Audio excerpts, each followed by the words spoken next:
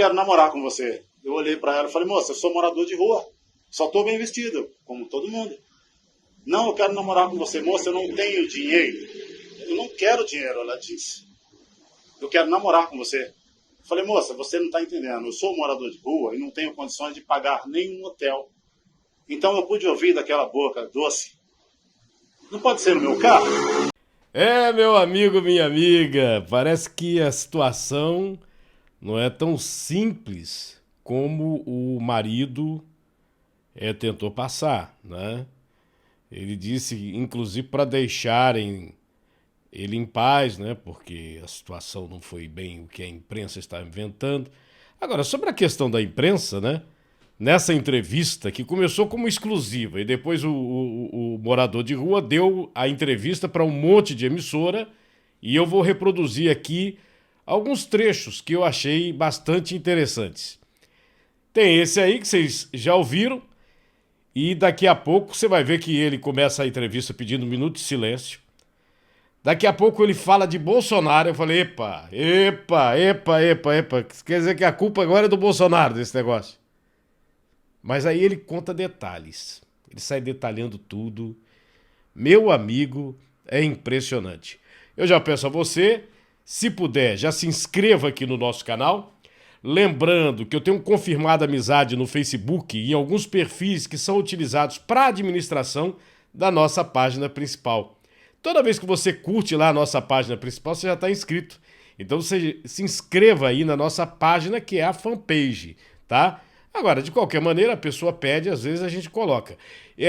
Às vezes até as pessoas querem conversar comigo, só que toda vez que eu entro numa dessas páginas, começam a saltar aqueles negocinhos do Messenger, entendeu?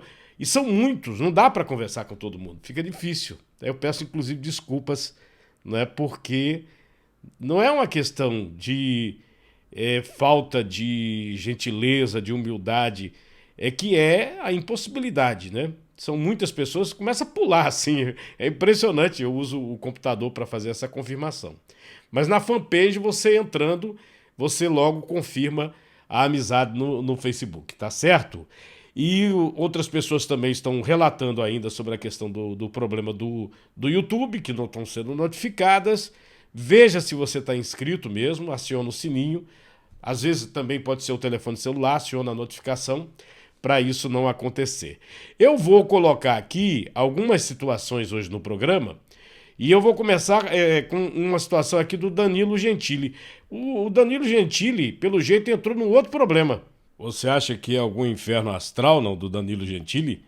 Agora é essa ação judicial aqui. Depois daquele problema do filme, né? Inclusive envolvendo não apenas ele, o Danilo, que foi o escritor do roteiro, do livro, e também que conseguiu o financiamento pela Lei Rouanet para a produção do filme de 3.200.000 reais, a Thaís Carla ganhou uma liminar na justiça obrigando o apresentador Danilo Gentili a pagar fotos da bailarina que ele publicou em redes sociais. Se o Danilo não apagar as postagens, terá de pagar a multa de R$ 150 por dia até o limite de 30, no caso de R$ 30 mil. Ou seja, seria uma indenização. Ela ganhou a liminar que obriga o apresentador a pagar as fotos que ele publicou. A bailarina entrou com processo por gordofobia. Me chamou bastante atenção os números de Pernambuco nas últimas horas. Você vê aqui, eu tô com os novos casos, tá em queda, tá vendo? Números de Covid em Pernambuco, tá em queda, né? Acho que você tá vendo aí pelo gráfico, não resta dúvida de que permanecemos em queda na questão aí dos números. Chegamos aqui nas mortes, mesmo nas mortes existe uma alta, né, muito leve. Mas aí no boletim publicado hoje, que eu observo que o governo ainda não botou aqui no site, ó, você está vendo aqui, é o site deles, do governo de Pernambuco, só tem o boletim do dia anterior. Mas nesse novo boletim, o governo está dizendo que foram 15 pessoas que morreram. Aí eu já fiquei com a orelha em pé aqui, falei, epa, né? Mas aí eu estou observando que é uma situação que eu não consigo entender, me irrita profundamente. Já vi que tem outros apresentadores de televisão que já estão irritados com esse dado do governo de Pernambuco. Por quê? Quando você vai para a data, aqui ó, nos 13 óbitos, que foi o gráfico que eu mostrei, tem óbito do dia 25 de 2021 a 21 de 3 de 2022. Ou seja, você tem gente que morreu no ano passado,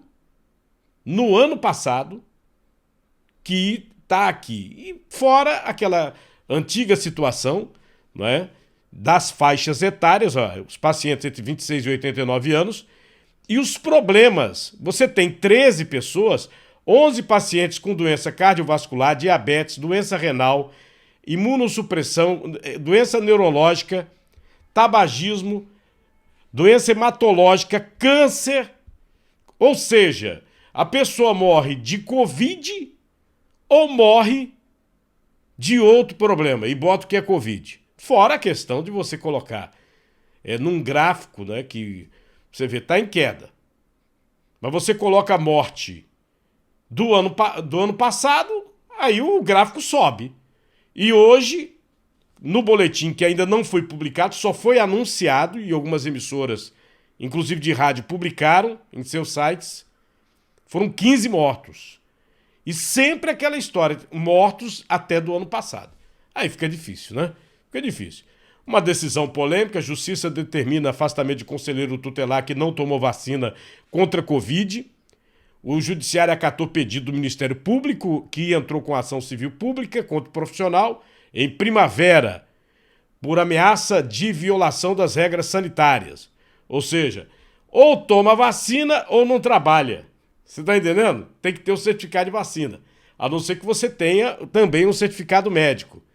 Qual é a bronca dessa história? Você sabe, né? Eu já falei várias vezes aqui, né? Nesse momento, todo mundo conhece a situação. A vacina, ela não impede que você tenha Covid. Tem um monte de gente tendo Covid aí, né?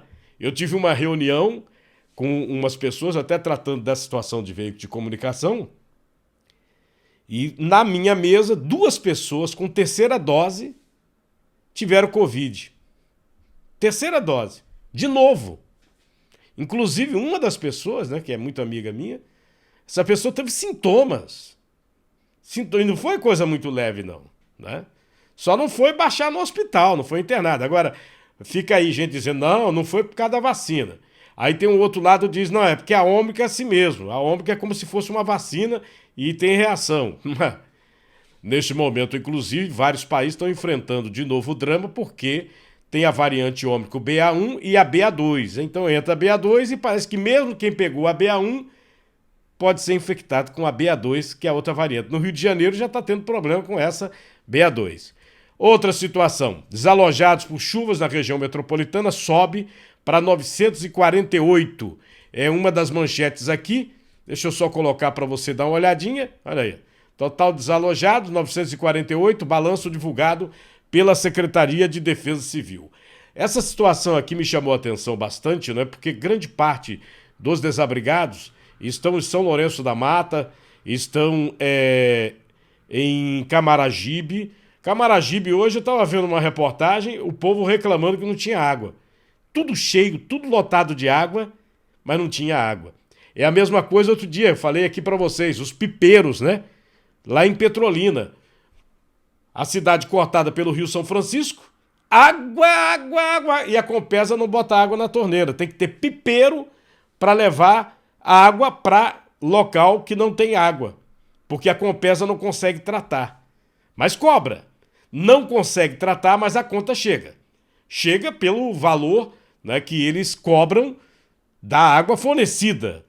A não ser que você tenha aquela taxa mínima, né? Que devia ter pelo menos água todo dia. Não tem. Você não tem nem o direito de tomar água todo dia. Estava vendo uma outra postagem aqui sobre a situação do Amazonas, mais especificamente de Manaus. Eu tive em Manaus e vi o problema de saneamento básico que não existe, né? E Manaus tem a maior bacia hidrográfica do mundo. Né? Você tem lá pertinho o Rio Amazonas, você tem o Rio Negro, muito é rio para tudo quanto é lado. E você só tem 25% da população de Manaus, capital, com água encanada. Esgoto, aí não, você é pedir demais, né? Saneamento básico é pedir demais. Outra manchete aqui, Galvão Bueno deixa a TV Globo logo após a Copa do Mundo. Tudo em seu tempo, o narrador afirmou que pretende investir em plataformas digitais e deve seguir trabalhando até as Olimpíadas de Paris. É uma situação recorrente que a gente vem observando aqui na TV Globo. São salários altos, a Globo não tem mais condição de pagar. A verdade é essa. Né? Acabou a mamata, meu amigo. Acabou a mamata. Não tem condição de pagar. E toda emissora que é cabeça de rede, pelo que eu tenho conhecimento, está tendo esse tipo de redução. Está tendo esse tipo de redução. Aquelas situações, por exemplo, de novelas que custavam por capítulo R$1,5 milhão, né, porque você tem o custo, né, você tem o centro de custo. R$1,5 milhão não dá para fazer mais. Né? É uma situação impraticável. Entro em outro assunto aqui, muito comentado nas redes sociais. Você sabe o que é um trisal, não? É um casal, é um trio, né? É. Bom, começou com essa manchete aqui, ó. Vou chamando sua atenção, ó. O que é um trisal? Como esse tipo de união é encarado pela justiça, especialistas em direito de família explicam que o Código Civil não contempla o poliamorismo, pois tem como princípio a monogamia. Mas eles fazem do mesmo jeito. Faz do mesmo jeito. Inclusive, se você observar no Instagram deles, dá só uma olhadinha no Instagram deles, né? Tem assim, é o poliamor, né? Poliamor. É a união entre a advogada Graziela Veras Parrião Lustosa, 31 anos, o empresário Diogo Matheus Simon, ele de 33 anos, e a influencer Natália Bezerra da Silva, de 26 anos. Nos últimos dias é um dos assuntos mais comentados nas redes sociais. Os três moram em Palmas e decidiram viver o amor livre a três. Tá? Segundo a advogada especialista em direito de família, Alessandra Muniz, o poliamor é a união de 3 ou mais pessoas caracterizado pelo afeto, responsabilidade mútua e lealdade para com os membros dessa relação. Apesar de ter alguns casos espalhados pelo país, não há na legislação brasileira lei ou norma que contemple esse tipo de união. Ou seja, numa eventualidade de repente, uma separação, né? Um pode alegar, não, eu fiz isso por você, esse imóvel, quem ajudou a comprar, a pagar esse carro, e isso é uma confusão do trem no direito civil. E as manchetes sobre esse assunto não param, né? A influência que forma o trisal com o empresário e a advogada é Miss e assessora, né? E tem também o vídeo, né, que eles postaram lá no Instagram. A gente não tem que estar vivo, a gente tem que estar vivendo. Um dia a gente tá fazendo a melhor escolha, sem nem mesmo saber. Outro dia estamos certos de que é para aquele lado que vai, mas era justamente por ali o caminho mais complicado. Dá pra transformar essa vida de tantos jeitos, dá pra brincar de viver. A gente erra, acerta, se joga, volta só o pó, vai de cabeça de novo e é isso, sabe? Mania besta de não viver o simples com medo. Eu quero namorar com você. Eu olhei pra ela e falei, moça, eu sou morador de rua. Só tô bem vestido, como todo mundo. Não, eu quero namorar com você. Moça, eu não tenho dinheiro. Eu não quero dinheiro, ela disse. Eu quero namorar com você. Eu falei, moça, você não tá entendendo. Eu sou morador de rua e não tenho condições de pagar nenhum hotel. Então eu pude ouvir daquela boca doce. Não pode ser no meu carro? Ele mesmo, o Givaldo Alves, morador de rua de 48 anos, contou sobre a relação com a mulher do tal personal trainer, disse que foi consensual. E a história dele é uma coisa assim impressionante. pelo jeitão dele de falar que você já deu uma observada aí, né? Inicialmente, quando o pessoal do jornal lá do Metrópolis estava pensando que ele ia começar a contar tudo, dizer tudo, ele resolve simplesmente pedir, assim, um minuto de silêncio. As pessoas que se solidarizaram com isso, muitos não sabem a verdade, muitos dizem saber, mas algumas coisas estão distorcidas da realidade. Primeiramente, eu quero pedir, o mundo ele está em um conflito tão grande, eu pensava que a Segunda Guerra Mundial, a Terceira Guerra, ela seria aquela geleira do Polo Norte se deslocando devido ao aquecimento global, uma coisa, apesar da consciência que tem lutado as Nações Unidas, irreversível, porque só aumenta. Mas aí veio esse negócio da Covid, aí, o Ômicron, e agora a guerra também levando milhares de condescendentes nossos. Gostaria de oferecer um minuto de silêncio. E contem, por favor.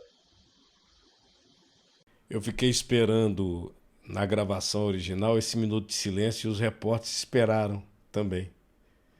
Foi cumprido exatamente o minuto de silêncio. E você vai ver que ele é muito inteligente, tá? Tem formação, tá? E ele começou, depois de pedir esse minuto de silêncio, a dizer como que ele foi parar nas ruas. Eu sou um cara, assim, como sabem e dizem, morador de rua. Estou numa situação assim, não obrigado. Eu tenho uma filha, vivi casado de novinho, sou o primeiro filho em 10 irmãos. Então, nossa primeira instrução é cuidar da casa, fazer comida, dar banho nos irmãos, sabe, pentear cabelo, passa roupa, ferro em brasa, né? Sou baiano. E após os 8 anos, a plantação, a caça e a pesca. Então, quando eu cheguei em São Paulo, aos 14, 15, então aí eu conheci o que era trabalhar pesado, não aquele serviço primário. Então, casei primeiro, tenho uma filha aos 28 anos, Jace. Um grande beijo para você, meu anjo, onde estiver, se estiver me vendo, ou ainda que se ver depois. E então, depois de muitos anos só, gandaia mesmo, né? Então, eu estive junto com uma moça, uma pessoa de uma alma muito iluminada, por 15 anos, e enfim, começamos a nos desentendermos. E aí chegou um momento que eu achei que eu estava atrapalhando a vida dela pelo meu jeito difícil, ela é uma pessoa maravilhosa, e ela a minha vida. Então eu resolvi sair de casa, em Peruíbe, litoral paulista, onde eu morava, 170 quilômetros da capital São Paulo. Fui para Tocantins, onde residem familiares, minha mãe, mas devido a não ter trabalho e o calor, eu muito desacostumado com isso, eu procurei andar. Então eu saí de casa sem rumo outra vez. Aí fui para Taquarussu andando, depois pedi ajuda social, cheguei até Luiz Eduardo, onde eu tive um trabalho pela Mauricéia Alimentos. Quando o contrato vence, então aí eu conheci as ruas. Nesse outro trecho, eu confesso a vocês que eu cheguei a tomar um susto, né? Porque ele resolveu falar do presidente Bolsonaro logo de saída. Aí depois ele contou outras coisas. Contou tudo. Abriu o jogo. E como tudo nesse país o pessoal acaba dizendo que foi Bolsonaro, eu falei, uai, esse negócio então não foi ele, foi Bolsonaro. Até porque você vai perceber que tem uma história de que a imprensa inventou o carro. O carro. Ele fala que o carro não é aquele que apareceu no vídeo.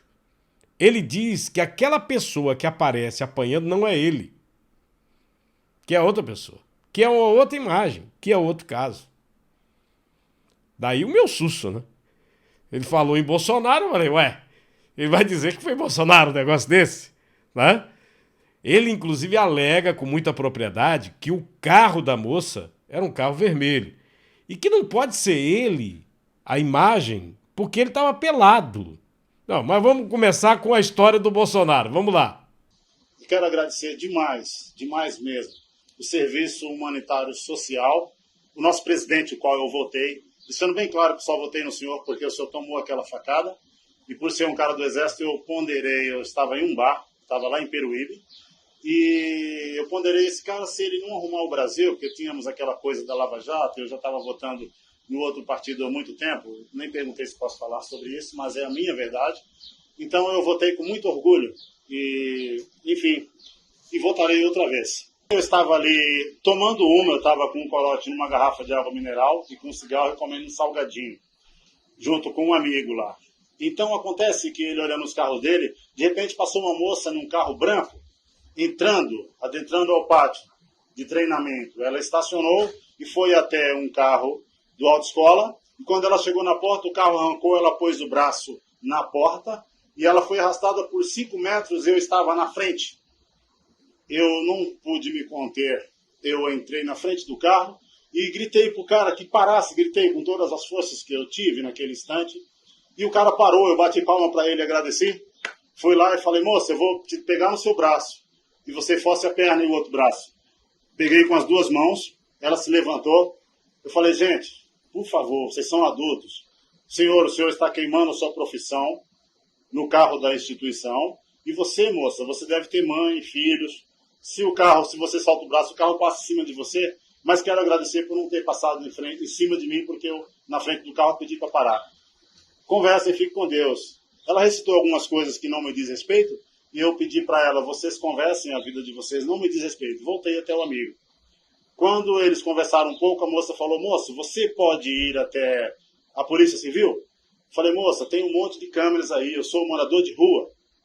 Pode não parecer, eu sou morador de rua. Eu ando limpo, bem vestido, mas eu sou morador de rua, o que adianta?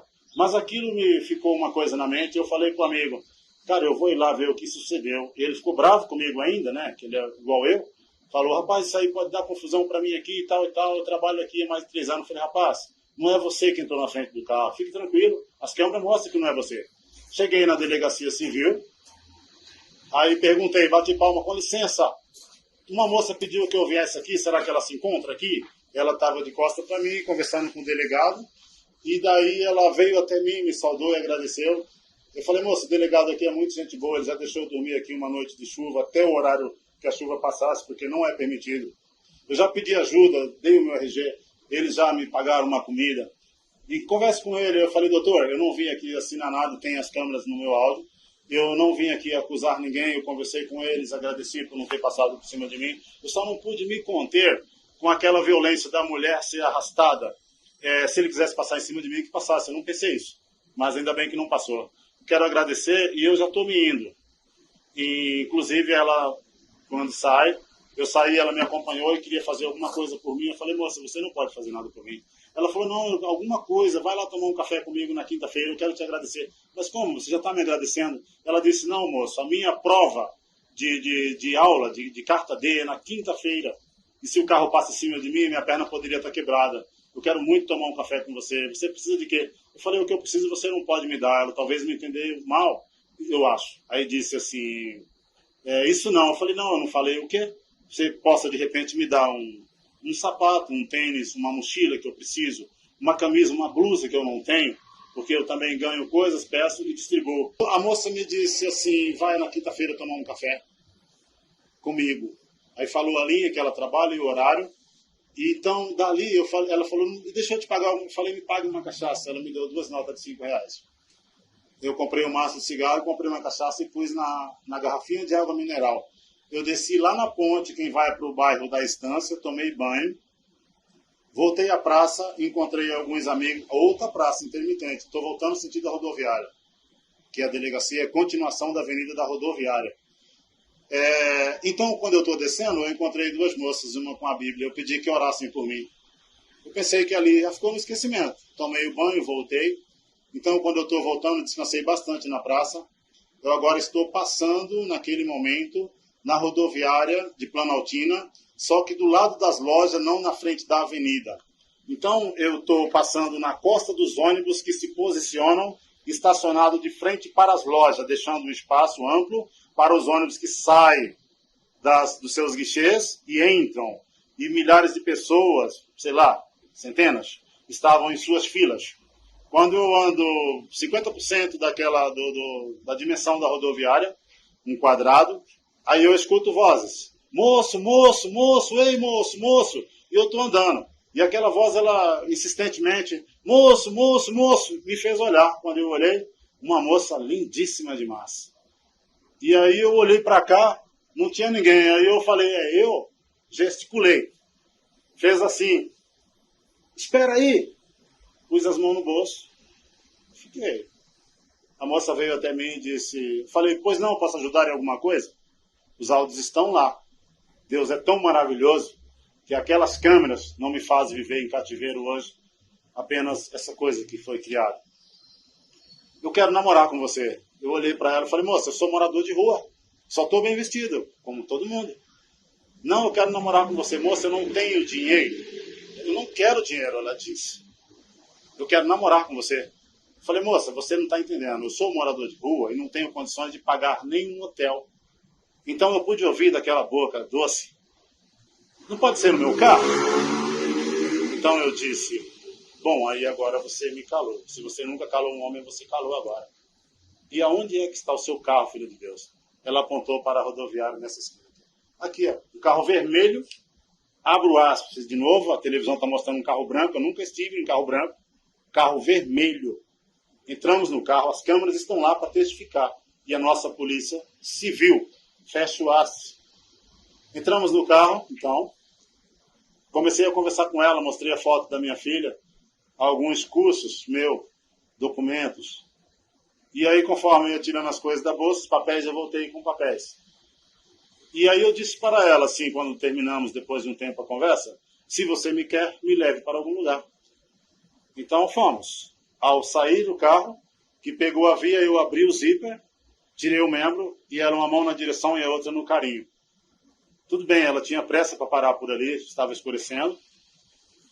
E eu disse, aqui é muito movimentado por causa da rodoviária, eu acho que tem que ter um certo cuidado com essas coisas, né?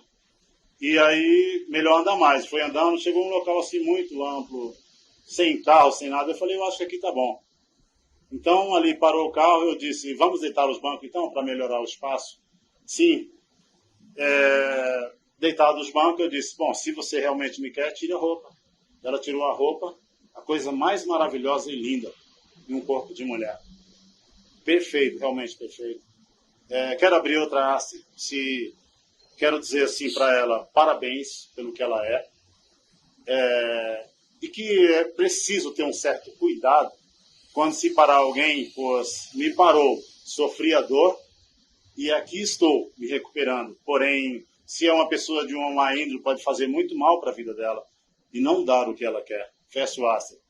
Então começamos a brincadeira, beijos, da boca, orelha, pescoço, descendo, os corra de chocolate, vai descendo. Que eu nunca vi igual. Impressionante esse trecho, né? Que ele diz que era uma mão na direção e a outra mão no carinho. Ao sair do carro, que pegou a via, eu abri o zíper, tirei o membro e era uma mão na direção e a outra no carinho. Tudo bem, ela tinha pressa para parar por ali, estava escurecendo. E eu disse, aqui é muito movimentado por causa da rodoviária, eu acho que tem que ter um certo cuidado com essas coisas, né? E aí, melhor andar mais. Foi andando, chegou um local assim muito amplo, sem carro, sem nada. Eu falei, eu acho que aqui tá bom. Então, ali parou o carro, eu disse, vamos deitar os bancos então, para melhorar o espaço? Sim. Deitado os bancos, eu disse, bom, se você realmente me quer, tire a roupa. Ela tirou a roupa, a coisa mais maravilhosa e linda em um corpo de mulher. Perfeito, realmente perfeito. Quero abrir outra haste. Quero dizer assim para ela, parabéns pelo que ela é. E que é preciso ter um certo cuidado quando se parar alguém, pois me parou, sofri a dor e aqui estou me recuperando. Porém, se é uma pessoa de uma má índole, pode fazer muito mal para a vida dela e não dar o que ela quer. Fecha o aspas. Então começamos a brincadeira, beijos, da boca, orelha, pescoço, descendo, os corra de chocolate, vai descendo. Que eu nunca vi igual. E aí ele, antes de terminar a entrevista, ele desmentiu a imprensa. Disse que aquele vídeo que foi exibido não era ele. O vídeo que viralizou aí, né? Isso não era ele. Ele falou, olha, o carro não era aquele. Eles mostraram um carro branco. O carro da moça é um carro vermelho. E para provar que não era ele falou, eu estava pelado, eu estava despido, eu não tinha pego minha roupa. Como é que eu poderia aparecer com roupa, apanhando, se eu apanhei sem roupa? Apanhou sem...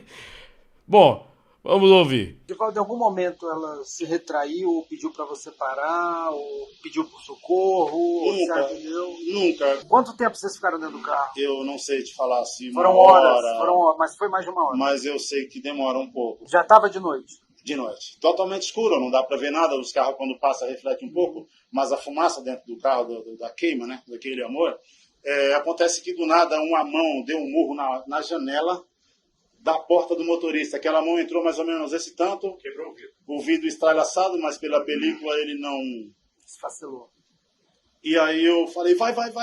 Ela só deitou no outro banco assim, sem esboçar nada, não houve nenhum grito nem nada. Moça, que lugar é esse que você me parou? Ela disse, eu moro aqui. Meu Deus do céu, eu abri a porta, que porra tá acontecendo? Desculpa a expressão. Eu recebi uma sessão de soco tão violento daqui para baixo, a minha única alternativa, sentei no banco e puxei a porta. Aí eu vi a pessoa atravessar a frente do carro, o ar fumaçado tinha se esvaído quando eu abri a porta. E aí, no mesmo instante que a pessoa atravessa, eu abri a porta e fiquei de pé. A porta aberta, eu. E aí o cara, eu estou olhando quando ele abriu a outra porta, e aí ele veio, eu só vi mãos. E aí, nossos punhos se encontraram, em uma sequência que vai e volta, nenhum perdido ao léu. E daí, ele parou e ficou olhando, eu acredito que do jeito que ela estava. Ele ficou parado, então alguns segundos se passaram e eu disse, moça, olhando para ele, joga minha calça, por favor. Ela jogou a calça, eu com a outra mão puxei a minha bolsa entre bancos. Olhei mais um pouco, eles parados sem nenhuma voz, sinal nenhum, apenas ele assim, olhando. E eu andei 2 passos de costa, girei sobre os tornozelos, andei 5 passos, olhei ninguém, 360 graus, passei a calça no rosto primeiro. Ele não correu atrás de você? Não.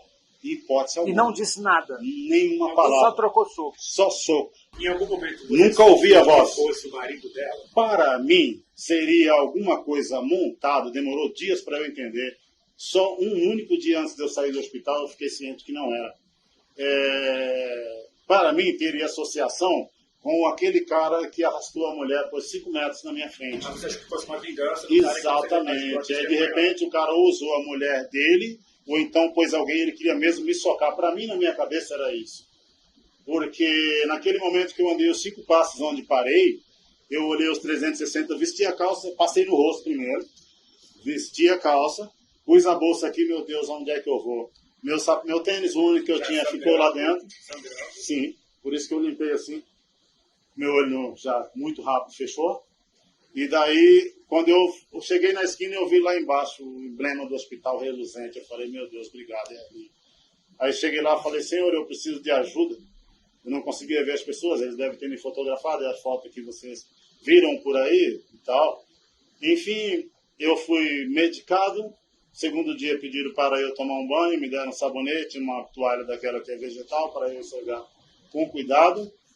Então, fizeram-me raio-x, depois me mandaram para a ressonância da cabeça, depois exame médico ocular, que é hospitais diversos, e foi muito difícil, foi difícil demais. Divaldo, eu queria voltar um pouquinho. Pois não. No momento em que ele chega e agride você, qual foi a reação que a mulher que estava no carro teve? Ela falou nada? Absolutamente nenhuma. Quando eu perguntei, moça, que lugar é esse que você me trouxe? Ela falou, eu moro aqui. Eu não entendia se era o bairro ou se era a casa, mas eu estava preocupado mais, era se fosse o cara e quisesse fazer mal a gente. Quando eu vi aquele cara olhando para ela e eu vi que ele era incapaz de fazer mal ele olhando, eu tive a atitude de pedir a minha roupa e sair. E ela não disse nada? Absolutamente. E nem ele, eu nunca ouvi a voz dele. Ela tem uma voz doce, envolvente, uma pele macia e quente. Ela tem tudo.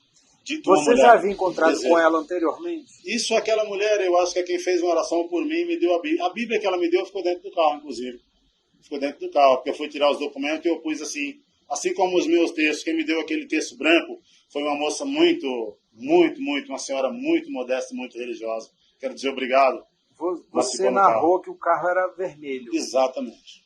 Todo mundo, as TVs, todos os meios de comunicação publicaram imagens de um carro branco. Sim, Aquele homem que aparece no carro branco sendo agredido pelo marido da mulher... Não sou eu. Não é você. Porque eu nunca rolei no chão, eu saí exatamente pelado do jeito que eu disse, de pé. Eu fui agredido quando eu abri a porta e depois os socos trocaram igual, aí eu não considero agressão, mas eu nunca ouvi a voz e nem palavra. Por isso eu pensava que era aquela pessoa que arrastou a mulher. Você acertou socos nele? Não, soco, punho a punho, nenhum foi perdido ao Léo. Ele que parou. Na hora que ele parou, trocando socos assim, ó, dentro do carro, ele do lado da porta lá, eu do lado de cá, teve uma hora que ele voltou os braços e fez assim com a cabeça para a mulher. Entendi. Sem nenhuma palavra. E você reconhece a mulher que aparece nas reportagens? Ela é linda demais, cara. Bom, tá aí o assunto. Gostou, não? Completo para você. Bota logo aí o seu comentário. Não se esqueça de inscrever-se aí no nosso canal. Beleza, não? Maravilha. Deixa eu partir para outros assuntos aqui. Enquanto você vai comentando essa história aí do morador de rua, se você acredita nele, se você acredita no personal trainer. Se bem que na última entrevista que eu vi com o personal trainer, né? Eu coloquei até uma aqui. Ele já tinha tirado a aliança, viu? Já tinha tirado a aliança, mas que já desistiu. Vamos ver.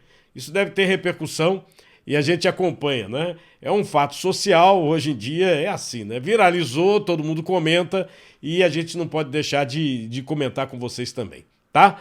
E, ó, o presidente americano Joe Biden foi participar na Europa com uma reunião com seus pares, mais restrições, outras situações e até armamentos que estão pensando em enviar para a Ucrânia.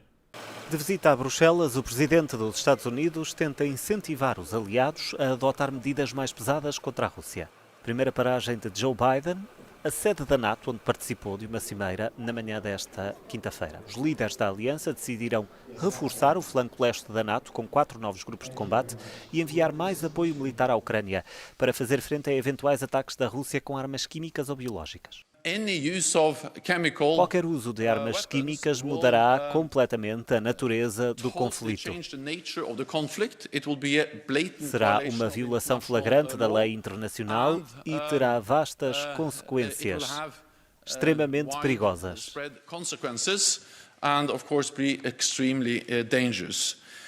Afetaria as pessoas na Ucrânia, mas há também o risco de ter um efeito direto sobre as pessoas que vivem nos países da NATO. O presidente da Ucrânia participou na cimeira por videoconferência. Volodymyr Zelensky pediu mais recursos para combater os russos, 1% dos aviões e dos tanques da NATO, e acusou Moscovo de usar bombas de fósforo contra civis.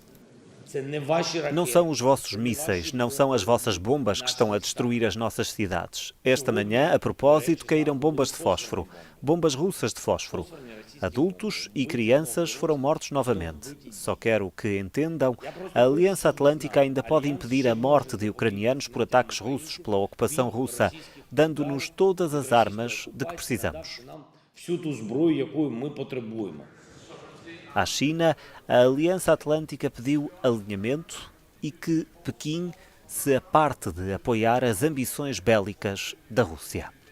No meio da guerra com a Ucrânia, uma preocupação a mais para os governos do Ocidente. A Coreia do Norte lançou um míssil intercontinental.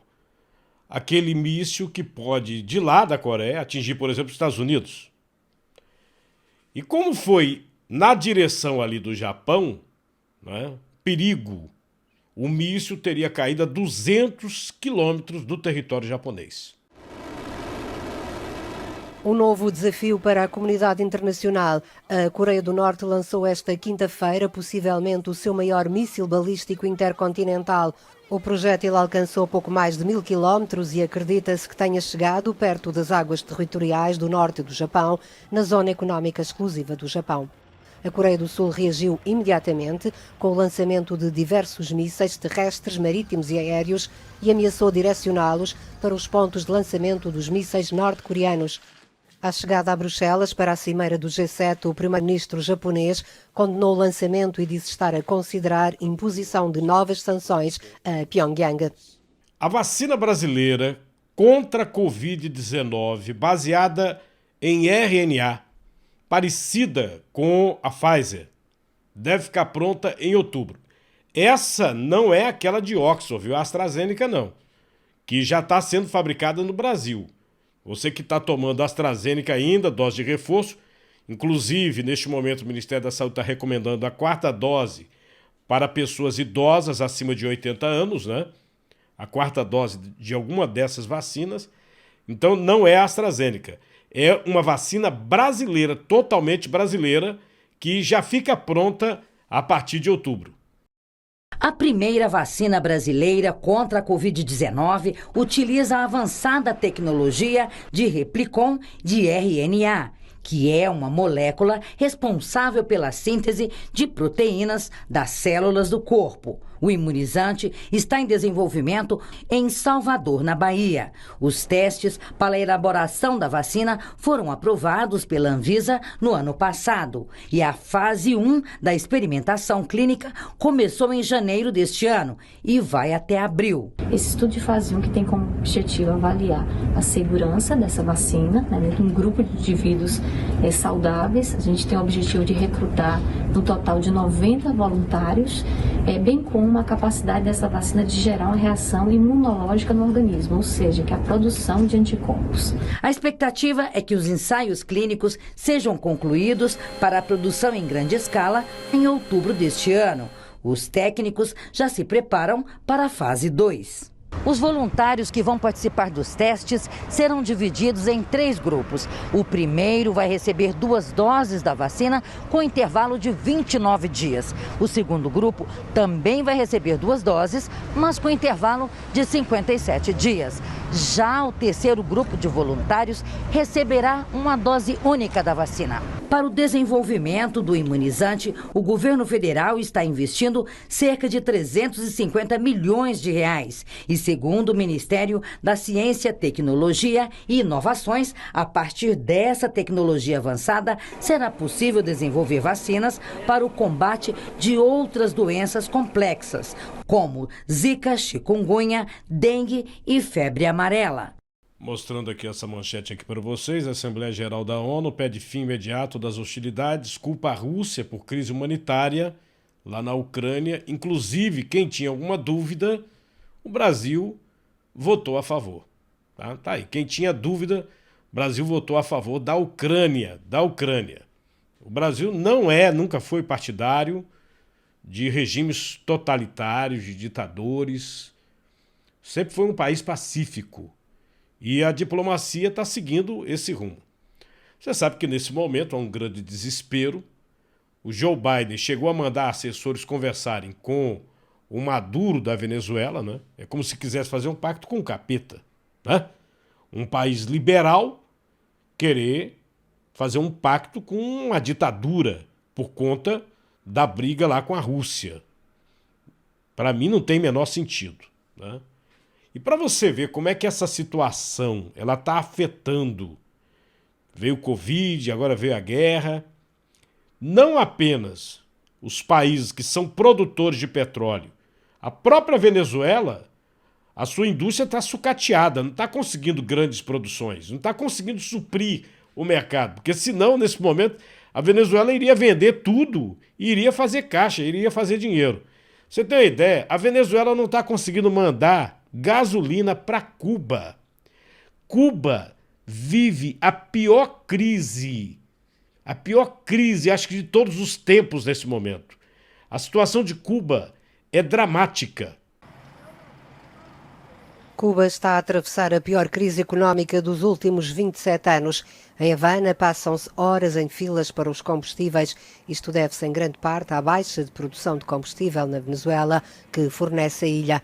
E não é a primeira vez que isto acontece. Na memória dos cidadãos está ainda fresco o ano de 2019, quando os Estados Unidos bloquearam a chegada do petróleo à ilha. Não é a primeira vez que isto acontece, já aconteceu outras vezes em que tivemos de ficar em longas filas para a gasolina e quase todo o dia é desperdiçado nisso. As organizações humanitárias também sofrem os efeitos da crise. No país há quase 30 anos, a ONG Oxfam anunciou que vai deixar Cuba. A sua representante, Helen Gentili, explica que esta decisão foi tomada como resultado de um processo de transformação institucional e reorganização interna da Confederação, que é composta por 21 filiais a nível mundial. Este processo foi acelerado pela pandemia e pelo impacto nas finanças da Oxfam e nas finanças da Confederação, diz.